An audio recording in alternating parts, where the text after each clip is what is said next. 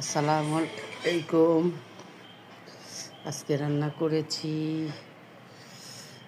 এখানে আছে শসা, লেবু, পাতাকপি ভাজি, মাংস,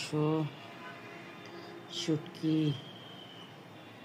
আরও সবজি আছে। আরেকটা সবজিটা তো আনতে পারলাম।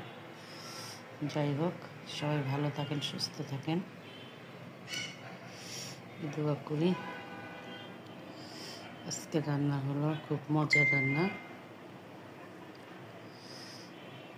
আলহামদুলিল্লাহ। যা আছে রিজিকে, আলহামদুলিল্লাহ আলহামদুলিল্লাহ।